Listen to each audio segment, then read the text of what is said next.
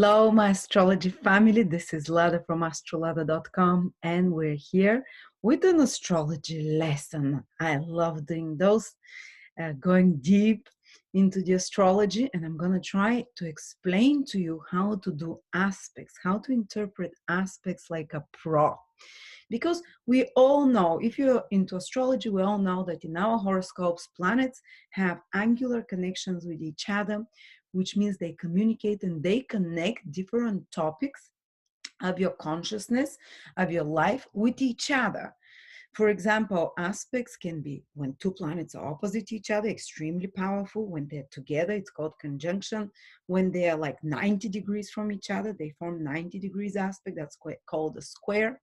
When they entwine, these are the easier aspects, and in sextiles, things flow between those two areas of life. But we usually just know from online and from books. Usually they just give us the interpretation of, say, if you have Saturn opposition Mercury, what it means. And this is very important. Let's look at that aspect. For example, Saturn opposition Mercury. Opposition means they look across from each other. This is Mercury, this is Saturn. I'm putting Mercury in Aries, Saturn in Libra. And you'd read from, textbooks that, well, this means that your thinking, which is Mercury, can be a bit slower. You need time to ponder over things to understand them in depth.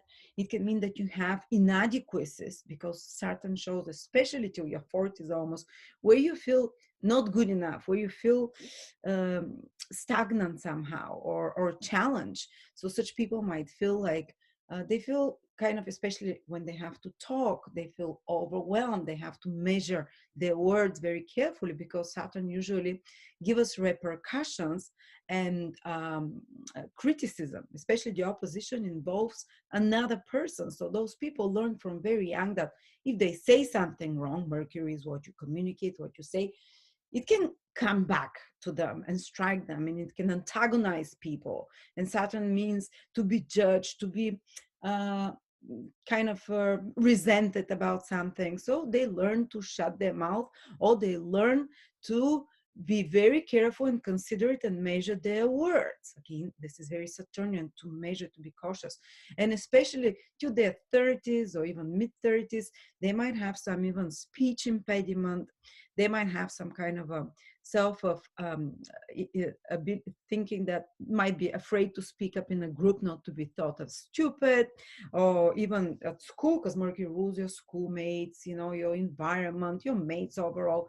They might have said things that backfired on them, so they learn to keep, to suppress what they're saying, for example. And this can also depress, because Saturn is a depressing planet, your confidence in communications.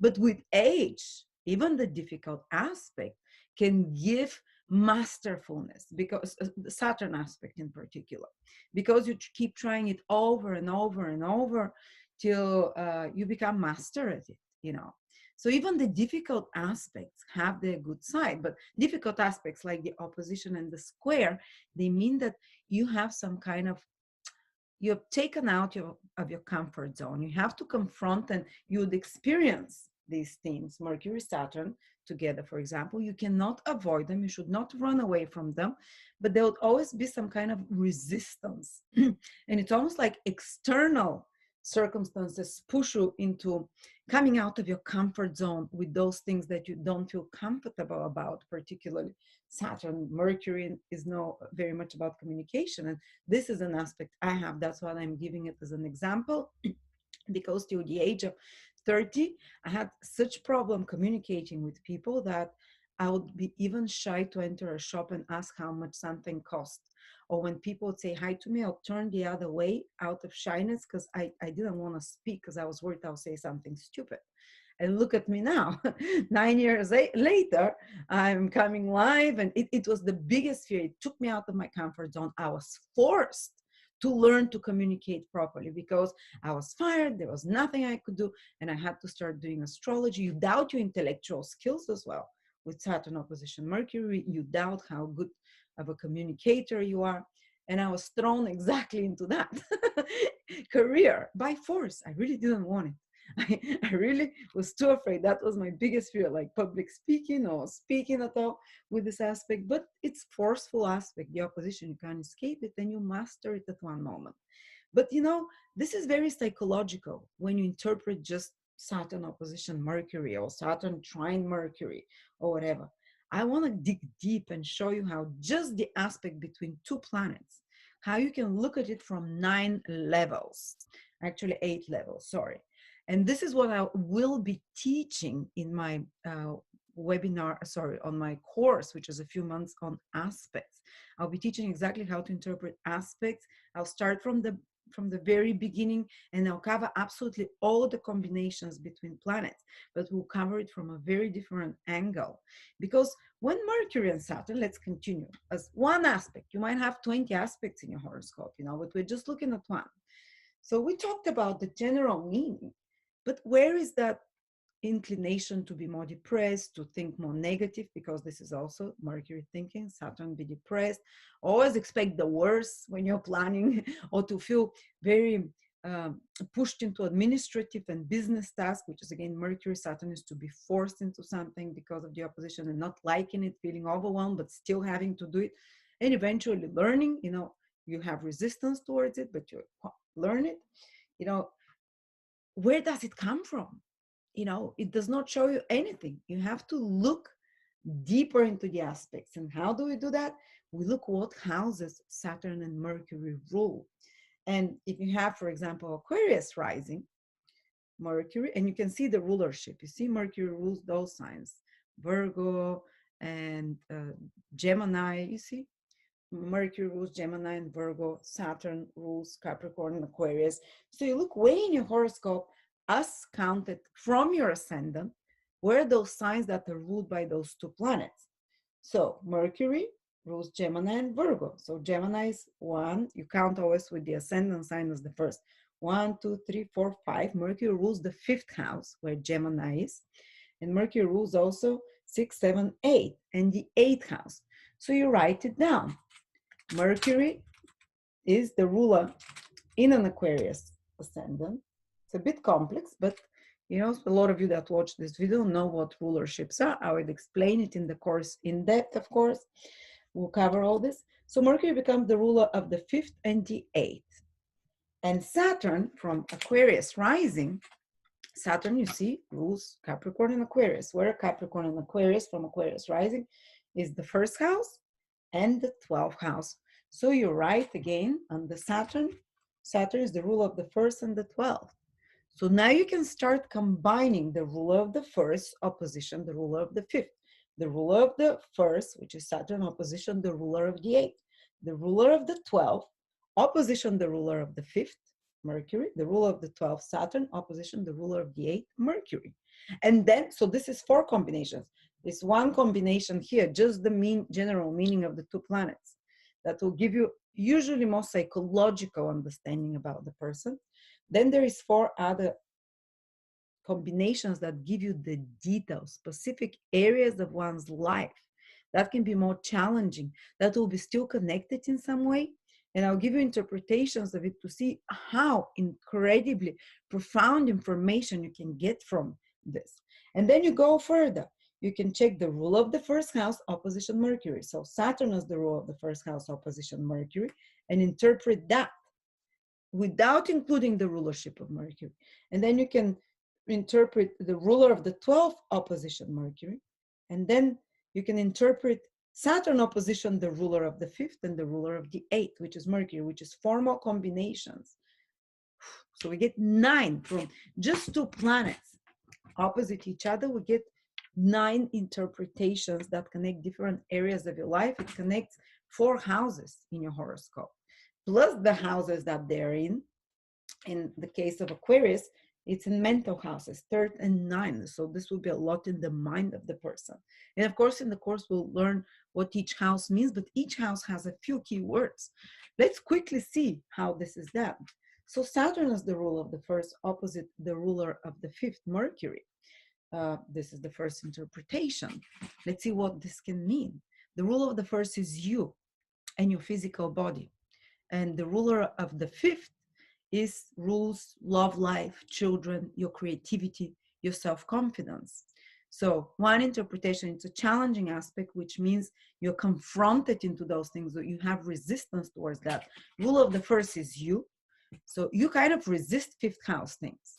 You can resist your child. Fifth house ruler is your child, for example. You can have like a face off. Your firstborn in particular is the rule of the fifth. And when the rule of the first and the fifth are in opposition, it means that there is a power struggle, you know, they're kind of confronting each other. And of course, you can see what the reason behind this, especially the first child can be, you know, more oppositional in nature, can trigger your buttons, let's say, because he's the fifth house ruler opposite you. And you can feel triggered, even though he might not trigger the other parent if the other parent doesn't have that. So why would the child be reacting like that? Well, the rule of the first is Saturn. It's you. And Saturn means discipline. You're trying to do discipline, but maybe you're not, you know, and the child is challenging you on that, you know, and the child is ruled by Mercury. Maybe he speaks out, you know, maybe he says words that are not correct, maybe that are not right, you know, with communication. Maybe he shouts. This is mercurial side. So you see how, and this is all true in my case. Fifth house is also romantic life. When the rule of the first and the fifth are opposite each other, one is kind of almost they can be they can feel uncomfortable, let's say, or put out of their comfort zone, especially at the beginning of relationships. They can feel, especially the romantic part of relationships, you know, and even in a marriage, they can feel a little bit kind of, you know, because opposition can compartmentalize things and project them. So they can feel upset with their partner for not being romantic, but it's part of their psyche. They're doing something, you know. And of course, where can the problems in the romantic life come? Well, the ruler of the first is Saturn, opposition the ruler of the fifth. Maybe too much work, you know, too many responsibility, and the person rule of the first themselves forgets to take care of the romantic life because there is too many responsibility, because Saturn is the ruler of the first. Too many insecurities. Anyone who has Saturn as the rule of the first house has insecurities. It's, you know, this is natural. They're late bloomers. Saturn is a planet that blooms late, and they have the insecurities, and they project them on their romantic partners. They project them onto their love life. Plus, person with the rule of the first opposite the ruler of the fifth might be forced into creative outlets, even if they did not want to. And ruler of the fifth rules anything you create yourself, like a business or something. And this is exactly what happened to me. I did not want to be creative. I did not, I was forced, because opposition is something by force. You have resistance towards it. And of course, the rule of the fifth house is Mercury. I was pushed into a mercurial business. Mercury is one of the planets that rules astrology, communication, media, writing, speaking. You see, it's not bad. It's just how you get there is hard when it's a difficult aspect. But again, it's intrinsic part of your life. And you just, when you consult a client or something, you say, well, it's going to be hard, but it's part of your destiny, you know. And plus, you have to see the planets that are making the oppositions. Are they friends or enemies? If they're enemies, it will be quite much harder. Even when you master it and you learn to do it and it doesn't feel out of your comfort zone, you'd not enjoy doing it so much. You'd put stress on you. But if they're friends, or sometimes is one planet is a friend to the other, and the other is neutral, or the other is enemy, or sometimes both are friends, or both are neutral, or in the case, and I'll teach you in the course which planets are friends, which are not. For example, Sun and Mars, they have similar nature. Even the difficult aspect between Sun and Mars tends to help each other. Eventually you do something good with it. Saturn and Venus and Mercury, the three of them are friends. Mercury Venus aspect, Saturn Venus, Mercury Venus. Yes, they'll create some problems and resistance, but you can do a great job with them eventually. So in this case, it's Saturn Mercury aspect. So Mercury is a friend of Saturn. It means Mercury helps Saturn. So yes, despite the aspect is difficult, you know, this, in the case Mercury being the creative fifth house ruler, some creative endeavor or personal business that you develop, that is your own idea, might be kind of almost enforced on you by circumstances. You might be resisting it, but it eventually helps you on your path. It helps Saturn, the ruler of the first house. And fifth house is also, ruler first, opposition fifth. This is just the simple children, romantic love, and also dating. Before I got married, dating, it was always some pain involved there. I was quite immature partners as well. I would choose. I mean, older in age, but immature, because the rule of the fifth is Mercury. But still, there is some difficulty there in your romantic life when the rule of the first and fifth are in difficult aspect. But of course, because one is friend to the other, they help, because Mercury, the rule of the fifth, is friend to Saturn. They help me grow. They fortified me. Okay, but also Saturn is the rule of the first, while Mercury is the rule of the eighth. So what happens if the rule of the first is opposite the rule of the eighth? That's another interpretation. The rule of the first opposite the rule of the eighth. Well, the rule of the eighth house is known as a house of crisis, as a house of something suddenly goes wrong and your life turns upside down. And this is definitely when you have the rule of the first opposite the eighth. You do not want it. You're not drawn to those things. They happen to you. They're part of your path in life. You can't escape it. This is exactly what happened. It's like rule of first and eighth. You can become from pauper to a king, from a king to pauper. This has happened for me a few times, that my destiny totally flipped. And there is also, and it puts you in pressure, it stresses you out. But it's also the ruler of the eight means mysteries, the occult, because when your life suddenly flips, when there is a death, for example, rule of eight rules death, rules, divorces, sudden disruptions in life, losing a job and things like that. Well, then you start, and if those things keep happening to you, the constant transformation in life when the rule of the first and the eighth have hard aspect. So those constant transformations push the person towards looking for something deep and a meaning, trying to find security in unsecure life, emotional security. So they start investigating the occult, astrology, past lifetimes. So this is what happened. And such topics become part of their path in life. The rule of the first is your path in life, your destiny. The ruler of the eighth is such topics, occult, conspiracies, taboo, topics about death. I was obsessed about death. Why? Because I was scared, and I'm still scared from death. So I read like 100 books on near-death experiences. And again, because it's an opposition, there is some kind of a compulsion that feels uncomfortable. And it pushes me to really deeply research, because the rule of the eighth is Mercury. Mercury is to study, to research, to fill your head with information, so you can slowly shift the scared perspective of Saturn, which is me. So Saturn, the ruler of the first, opposes Mercury. So Saturn is to give fear as well. So about topics of the eighth house, death, the occult, those conspiracies, and such topics. But it can even stress you out a lot when it's an opposition, but it's still part of your path in life. And that's what I even do. You see, one aspect already describes that I have a business.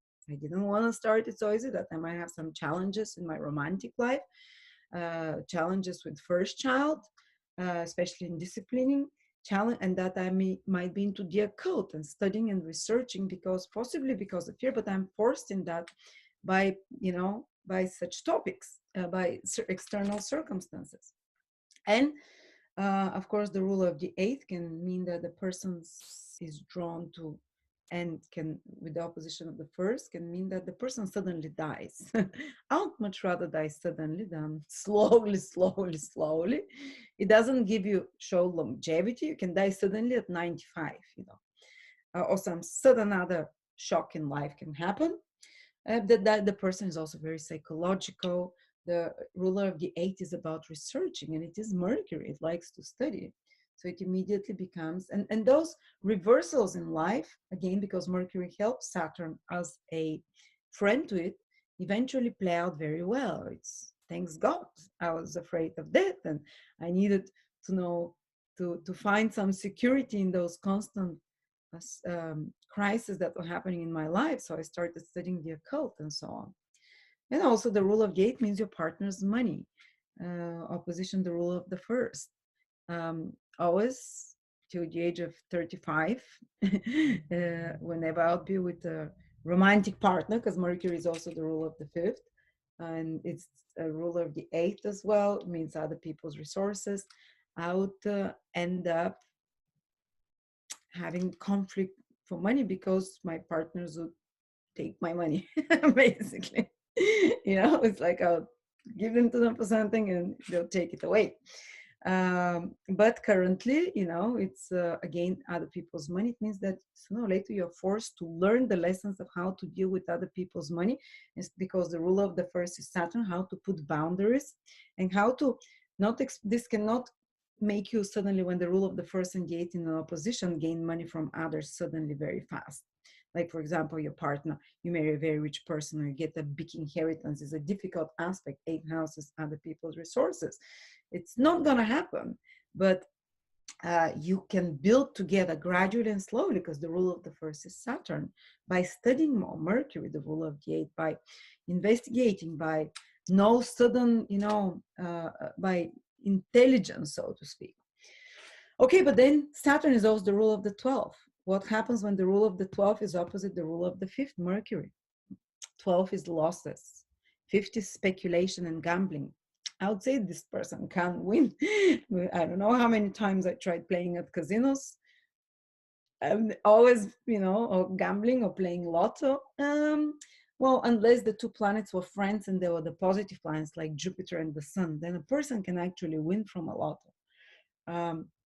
But this can take them really much out of their comfort zone, even with the difficult aspect. But the rule of the 12th is Saturn, opposing the rule of the fifth, games of luck and chances, sudden gains through gambling or speculative investments. Well, and Saturn rules losses, so it's not going to happen. So such a person shouldn't do speculative investments. Okay, fifth house, Mercury ruler also rules children, opposite the ruler of the 12th. They can be losses of a child. Or Mercury also rules the eighth house, pregnancies, and I've had two pregnancy losses, spontaneous abortions, or even planned abortions. So this is that can happen when the rule of the fifth and the 12th are in oppositions. Or the ruler of the 8th and 12th as well, because one is pregnancies, the other one is children. I pray to God, no, it doesn't have to go to extreme level like loss or death, but it can be that rule of the 12th also rules faraway places, that your firstborn, the rule of the fifth, moves away to live far away, or that you have some distance with them, or that you see your child gets connected to the 12th Lord. And the 12th Lord for them is their 8th Lord, because the 12th house from the 5th is the 8th house, basically. So they might be into occult as well. They might be into deep study and research. They might have some kind of also 12th house qualities to them. They can be, the good side is they can be spiritual. And they might not get there willingly, but this is a combination that your firstborn can have spiritual hidden talents, or your firstborn can be 12th house, a healer of some sort, or someone artistic. Fifth house is also your own creativity. So when it's opposed by the 12th house, you might be forced with the opposition into prolonged periods of, 12th house is isolation, imagination, because of creating something.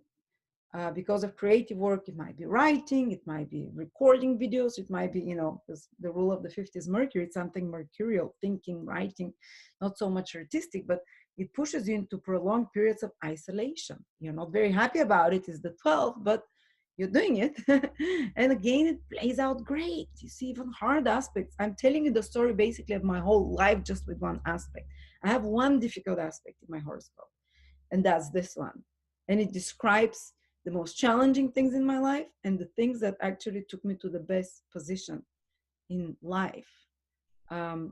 So you can't say to such people, stay away from creative things because they bring losses. No, I'm constantly being creative. I'm writing, I'm doing videos, I'm, I'm creating businesses. Yes, of course, I have losses there as well, but it's the other meaning of the 12th house is puts you in isolation, puts you into more spiritual mode as well. That's another thing.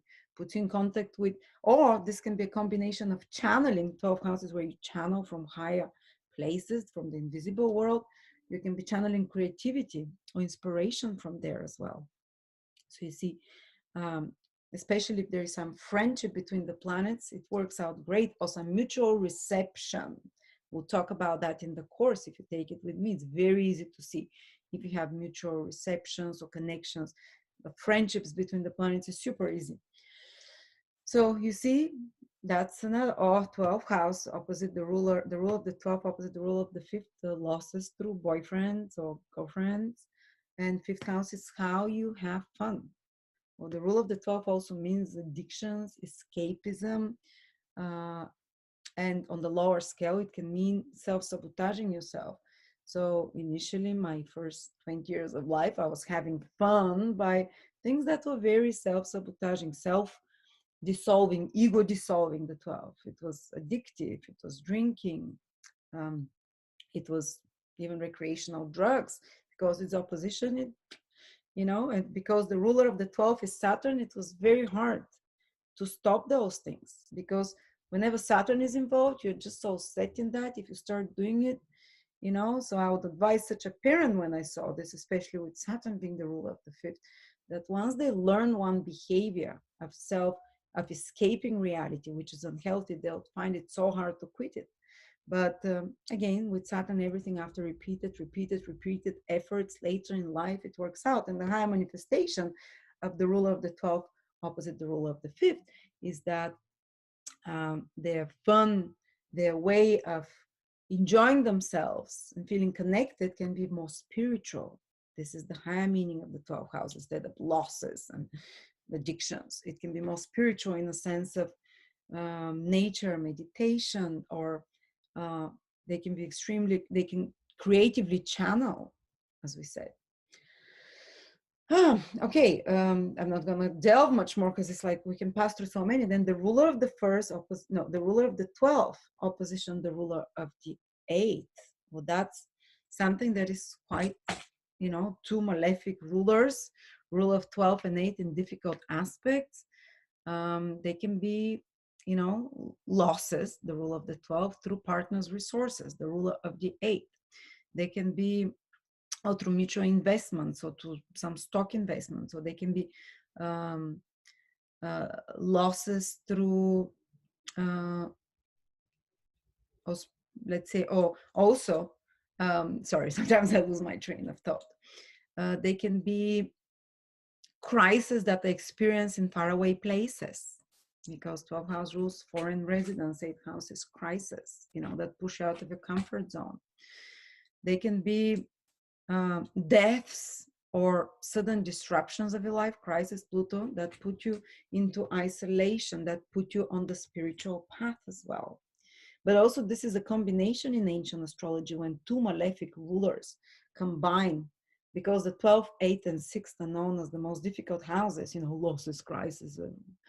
But when they combine in any aspect, this is called Viprit Yoga, which means difficult things come to you, but you overcome them and you rise from them and you make lemonade out of lemons. So even some of the worst combinations I'll give you for you to know how actually they have an amazing silver lining.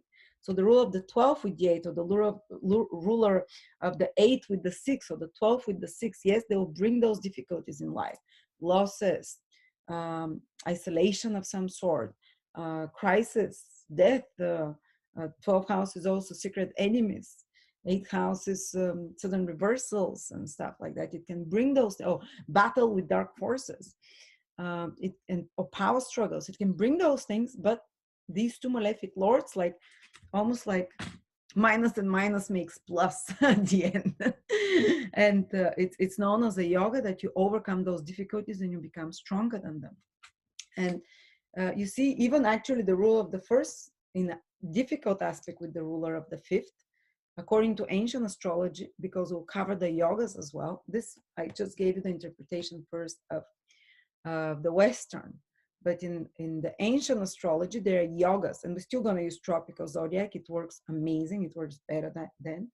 If anytime you have the ruler of an angular house with the ruler of a trinal house, the trinals are fifth, ninth, the angular first, fourth, seventh, and 10th, and the first is also angular and trine. This is the greatness yoga. And greatness yoga can be, we'll speak about that, but it means that one is on the path, they fulfill their life mission. They go after what they inspired, because angular house means action. Trinal house, so the ruler of the first is action, you. Ruler 50 is inspiration. So you act on your inspirations. Many people get inspirations, but because of external circumstances, social pressure, or financial reasons or fears, they do not act on them. But you have combination, even a difficult one, according to ancient astrology.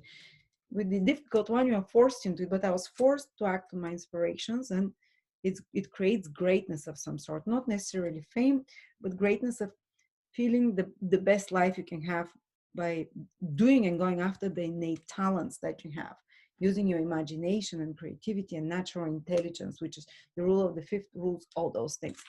By the end of this course, which will be 60 hours, you know each house by heart what it means, because I'll repeat all the possible combinations between planets, between aspects of rulers and planets, so many times that you'd be just reciting it as you're walking.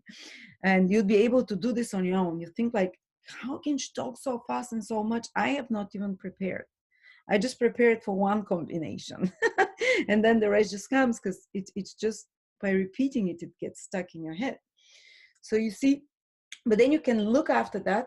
What does it mean to have the ruler of the first opposite Mercury? Well, the ruler of the first is your physical body. And Mercury is thinking. It's a difficult aspect, which means there will be some challenge there. Nervous energy. Mercury rules thinking, nervous energy through thinking, overthinking. So this person might be a little bit, they might be very mercurial. And they might look more mercurial, like wear glasses, which is more intellectual type of thing. Because the first house ruler is appearance. Mercury gives you mercurial appearance. Can be more youthful. Even if it's a hard aspect, makes you look more youthful. Can have problems though with Mercury organs because of the actions of the person. Rule of the first house is your actions, your constitutions. Mercury can be lungs. Mercury can be the hands. Mercury can be there are many organs, like I'm not astrology, usually the nervous system. And this is the only thing that I took some notes about. What is Mercury opposite the ruler of the first? Too much stimulation of the perception and the mind. So Mercury rules the media as well. And the first house ruler is your social image. So they can be challenging information or media that challenges the social image, or journalists that challenge the social. You might not see face to face with the media, for example, the rule of the first you, Mercury, or anything mercurial like editing, like organizing things, like planning, can feel quite stressful for you because it is an opposition, but you're forced into it and you learn to do it. And definitely I feel overwhelmed. Especially, they have to be also, we talked about that, their path, the rule of the first is what your path is. So connection to Mercury, it's involved with Mercury things, information, training, communications, media, business. But the person might be resisting it at first. Exactly like I never, even to this day, editing videos, answering, doing the administrative tasks. I cringe. I don't enjoy it, but I've mastered it. So that's if it was trine, the ruler of the first trine Mercury, oh, I'll be flowing. It will be so easy to me. But there is always some kind of a force there, but it doesn't mean you can't really do it and still be successful at it. Also, Mercury shows what your mental interests are, what you think about. When it's connected to the ruler of the first, you think about body, about health, about things connected to your physical appearance as well, about exercise. So you might be talking or writing blogs about exercise. But again, because those things confront you. You can't escape them. You might not want to do it, but you life will push you there. Of course, Mercury is communications, so your communications, devices, you might. And of course, the rule of Saturn is also the rule of the 12th. The rule of the 12th opposite Mercury. Losses, losing laptops, computers, getting lost when you're traveling. Mercury is traveling. That's me. I'm like, go this way, but the GPS shows this way. It's like I'm so hard with left and right as well, because 12th house is when you're confused, when you're lost about something, when you make a mistake. Mercury is your orientation ability, your ability to plan. So again, those things feel exhausting. The rule of the 12 makes you exhausted. The rule of the 12 drains you from anything. With Mercury, mercurial tasks drain you. And talking can be draining, and I do a lot of that. So that exhausts my life force, because the rule of the first is your life force with the opposition of Mercury, but it is part of your path. You can't escape it. The rule of the 12 as well, sorry, is draining. The rule of the 12 opposite Mercury can mean also so many things. 12 rules sleep. Opposition is some travel. Mercury, so this person is going to have trouble sleeping. Why? Because they're overthinking. They're planning in their head what they're going to say, their business date, next day, the smallest details trying to plan, that drives them crazy. This is so true. And also Mercury rules friends. Well, when it's with the rule of the 12, they might be in faraway places. It doesn't mean you will fight with friends so much, but they might be far away, distant, or you might lose some friends as well. Mercury means socializing, with the opposition of, the ruler of the 12 means that there's some kind of social isolation for this person, you see. But 12th house is also deep research and deep thinking, so deep research. So Mercury with the rule of the 12th makes the mind very contemplative, can go within and download information again, contemplating. Maybe it's not going to come easy to them, it's an opposition. Maybe it will take them some efforts, repeated efforts, especially because the rule of the 12th is Saturn. Also, the rule of the 12th is mistakes. Mercury is information. They can, I rush always, don't fact check stuff. Not that I trust the fact checkers nowadays, but sometimes I would say something, 100 million billionaires, it's like, it's actually 1,000, or kind of exaggerates, doesn't check facts. This is possible with the ruler of the 12th. Difficult aspect with Mercury, confuse details and information, problems with business and details, because the 12th house is where you don't focus much. You actually stop thinking there. Accounts, 12th house rules also chaos. When something is in disarray, it has the energy of Pisces. So Mercury rules one's accounts, one's credit cards, one's daily routine, the organization in the house even, and they can be chaos there with the rule of the 12th conjunct Mercury. It can also mean someone zones out. Mercury is thinking. 12th house is like, I'm with one leg in another world. They talk to you, but you're like, la, la, la, la, la. You're thinking about something else. You see, this is all me. Just one combination between Mercury and Saturn can tell you so much. But then Saturn aspecting opposition, the ruler of the 5th and 8th. This immediately tells you Saturn delays and gives obstacles and insecurities. The rule of the 5th is your romantic life and happiness in love. It immediately delays that. The rule of the 5th, or gives it to be with older people, such because Saturn rules older. When it aspects the rule of the 5th house, your romantic life either improves later in life, and you need to make repeated efforts and conscious efforts. And you check how you do that. You do it because Saturn rules the 1st house by yourself. Mercury rules the 5th house and the 8th house, maybe through the occult as well. But repeated efforts in your romantic life. And you get it eventually. 4th time right, 6th time right, 20th time right. Saturn might be the 40th time right. Or they can have insecurities about their romantic life. 5th house ruler also rules romantic life. So Saturn opposing it, too many responsibilities block the romantic life. Too many duties block the romantic life. Or rule of the fifth house is your child, it's firstborn, delayed. I gave birth for the first time at 37, something like that. You see, delay, sometimes it might even mean, if they're both enemies, the ruler of, say, Saturn and the rule of the fifth, if they're enemies, that the person might not want children at all. But in my case, they're not. The child wanted me because Mercury loves Saturn. So it says, I'll sort you out. I'm coming. So the ruler of the Saturn, opposite the rule of the fifth is to have fun. Well, it might be hard to have fun because you have too many responsibilities, Saturn. Also, when you learn some kind of having fun, it's so hard to get out of it, Saturn. You know, it's like, and also you're not very, the fifth house is being creative.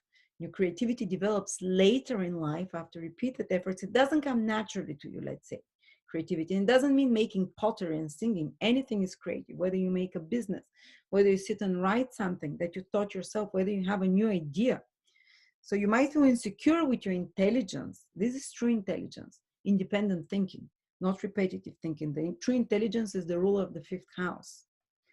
So you might have, you're intelligent, but you feel suppressed earlier, till 30 maybe, that you're not as intelligent. You feel that your true talents, the rule of the fifth rules your true talents, that the most natural to you, your true inspirations, they emerge later in life. And it also can indicate limited hobbies and ways to entertain yourself. Later age, because Saturn is involved, they become a bit more, but currently it's just astrology. That's my passion and hobby. So, the person is kind of narrow-minded about their hobby, so they're kind of afraid to try new things until they start getting older, because Saturn is getting older. But what does it mean, Saturn to be opposite the ruler of the eighth?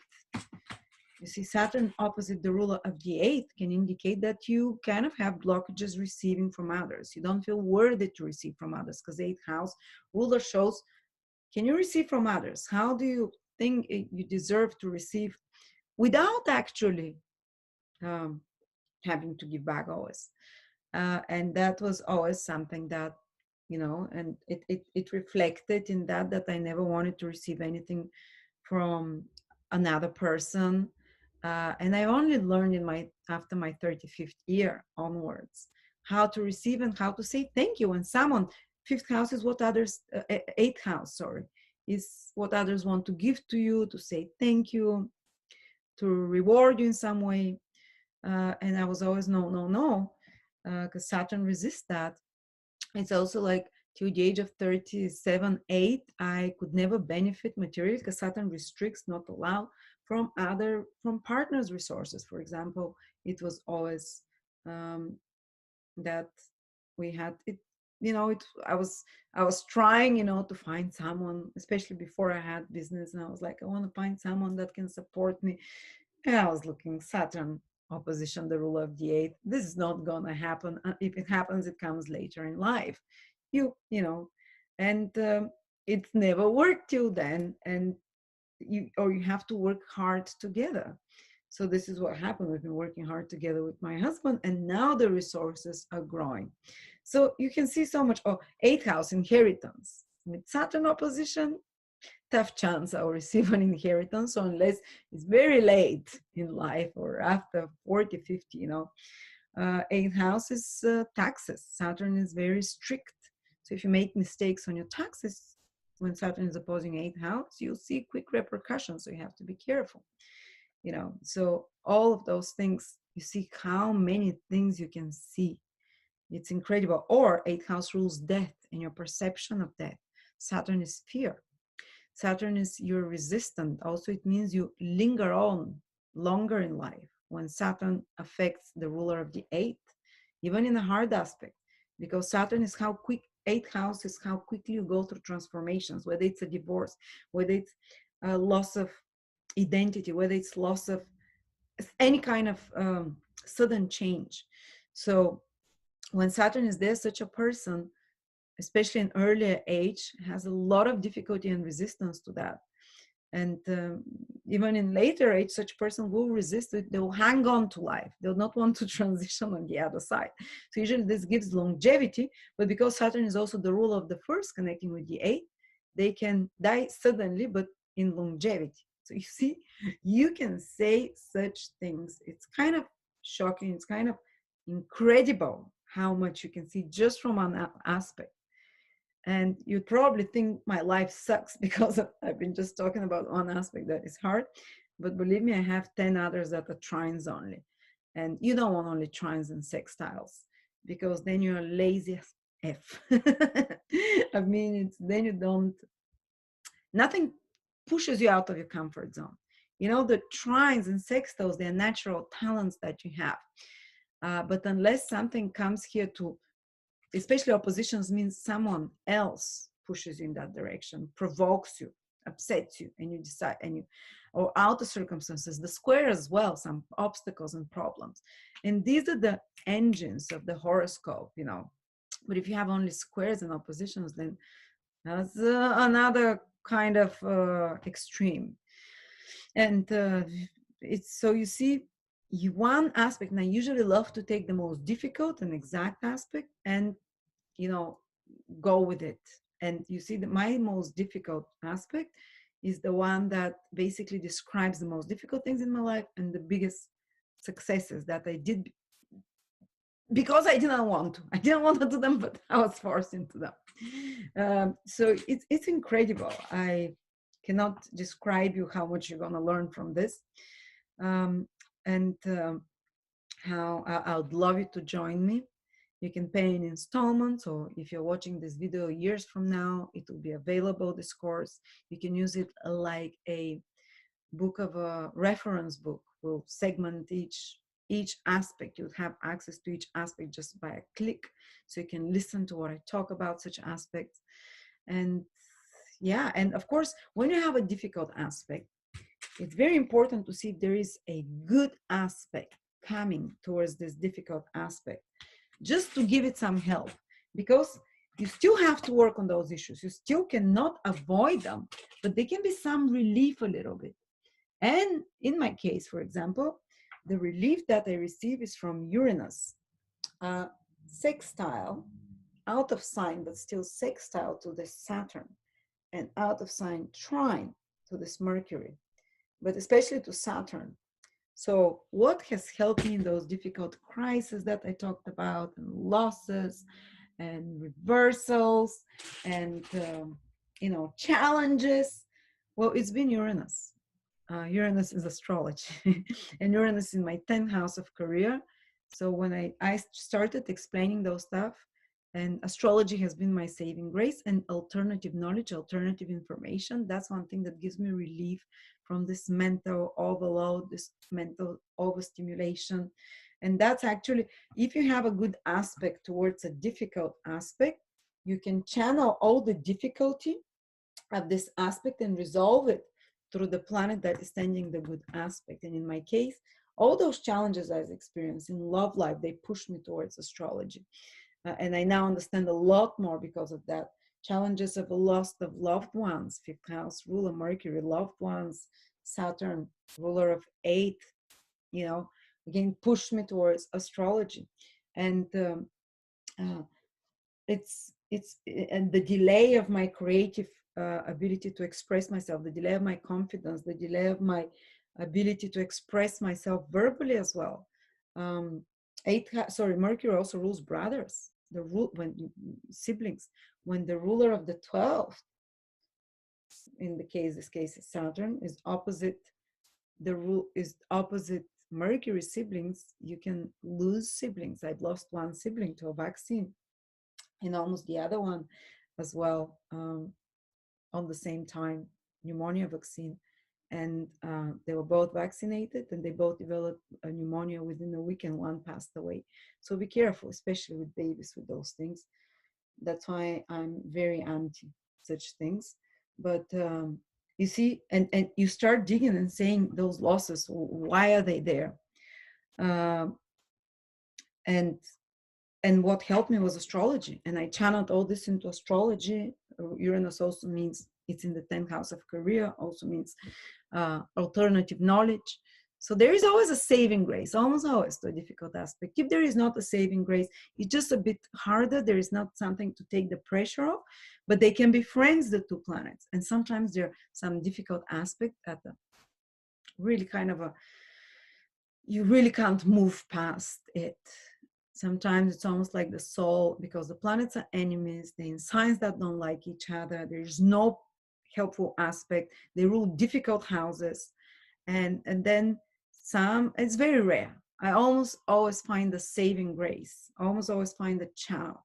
But sometimes in those rare occasions, then you kind of, it's like the pain sits there and it's almost like unresolvable problem. And then I ask people to channel on the, to focus on other positive aspects, and to maybe this might be resolved in another lifetime, but no, you always have to work on those things. It's just sometimes it's just so painful, you know, just like a person who is so painful, they're so pained themselves that you want to help them, but the best choice, and you love them, is to leave them alone, to be distance from them. Very rare, very, very rare occasions we have such aspects in the horoscope as well. But I will teach you how to always find the solution. So do join me. This was a lecture focused on me. Ta-da! That's why I'm here. Because I know my life, you know, but how you see how one aspect has 8 interpretations and how you can tie it in and you can find ways how to solve that and how it will manifest. Just one aspect can tell your life story. So welcome to the fascinating world of aspects. Let's explore them together. I might actually release even the one of the lectures for free, but it will be 60 hours of lectures. I'm looking forward to have you on my course. Love you. Bye.